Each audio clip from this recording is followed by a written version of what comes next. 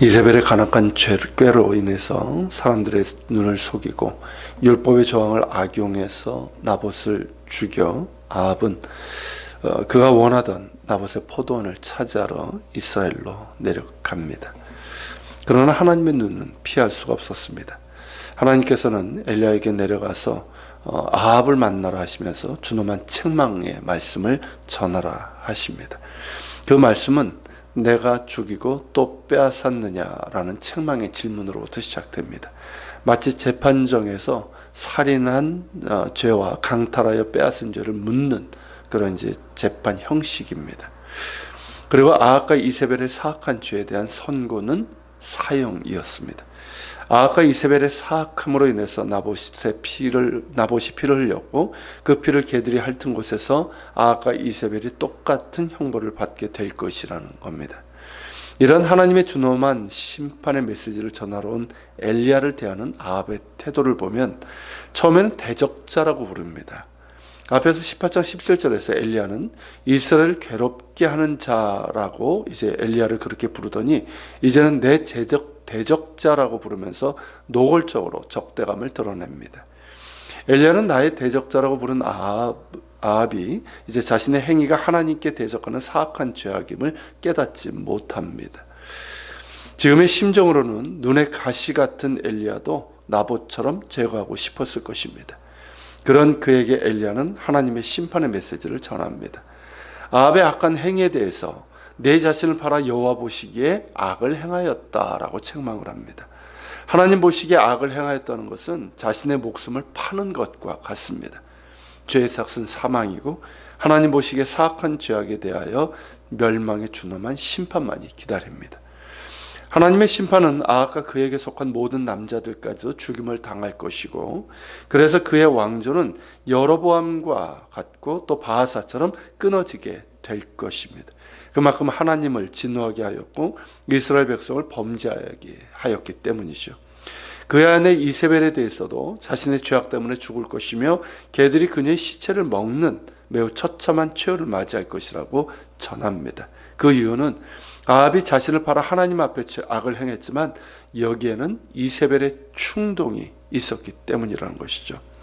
이세벨은 이방 출신이고 바알 숭배 원산지인 시돈 사람이기 때문에 하나님과 하나님께서 주신 율법 등에 대해서 무지했고 또 무관심했고 그래서 더욱 거침없이 무시하면서 우상 숭배를 온 나라에 퍼지게 하였고 율법을 악용해서 나봇의 포도원을 강탈을 했습니다. 이렇게 이세벨의 충동이 더해져서 아합은 하나님께서 이스라엘 자손 앞에서 쫓아내신 아모리 사람의 모든 악행을 본받아 우상에게 복종하여 심히 가증하게 행하였고 백성들도 우상 숭배와 온갖 음란하고 가증한 죄악을 따르도록 했습니다. 이런 아합과 이세벨의 사악한 죄악을 보면 이는 마땅한 심판이라 할 수 있습니다. 그런데 아합은 이 모든 심판의 말씀을 듣고는 자신의 옷을 찢고 굵은 배로 몸을 동이고 금식하고 굵은 배옷을 입은 채로 눕고 일어나 다닐 때도 슬픈 표정으로 풀이 죽어 다닙니다. 하나님의 준엄한 심판의 메시지를 듣고 자신의 옷을 찢고 배옷을 입고 금식하는 행위는 회개 행위이고 용서를 구하는 모습입니다. 그런 모습을 의외로 아합이 보입니다. 얼마나 진실된지는 모르지만 그러한 행위를 보입니다. 이에 대해서 하나님께서는 엘리야에게 말씀하십니다. 아합이 하나님 앞에 겸비한 것, 곧 자신의 행위를 뉘우치는 겸손함을 보시면서 그가 살아있는 동안에는 그에게 재앙을 내리지 아니하시고 그 아들의 시대에 그의 집에 재앙을 내리라 하십니다.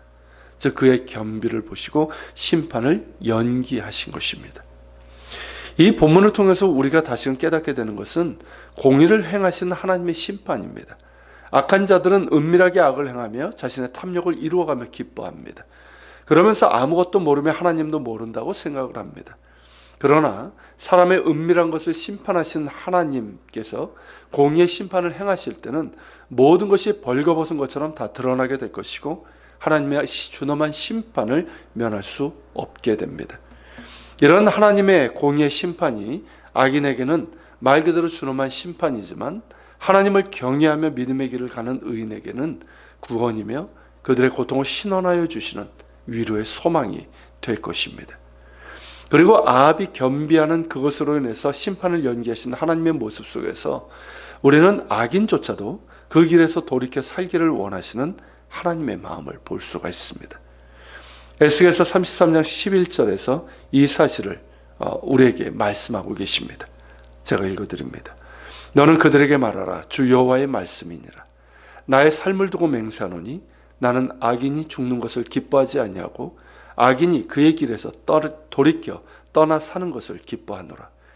이스라엘 족속아 돌이키고 돌이키라. 너희 악한 길에서 떠나라. 어찌 죽고자 하느냐 하셨다 하라. 이것이 하나님의 말씀입니다. 악을 심판하시는 공의의 하나님이시지만 악인이 죽는 것을 기뻐하지 아니하시며 악인이 그 악한 길에서 돌이켜 떠나 구원받아 사는 것을 기뻐하시는 긍휼과 자비의 하나님이십니다. 그런 까닭에 참으시고 기회를 주시고 악한 길에서 떠날 것을 말씀하시는 것입니다. 그 말씀을 듣는 자가 복이 있습니다. 같이 기도하겠습니다. 오늘 말씀을 기억하면서 기도합시다. 주님, 오늘 이 말씀 속에서 공의를 행하시는 하나님의 모습을 보게 됩니다.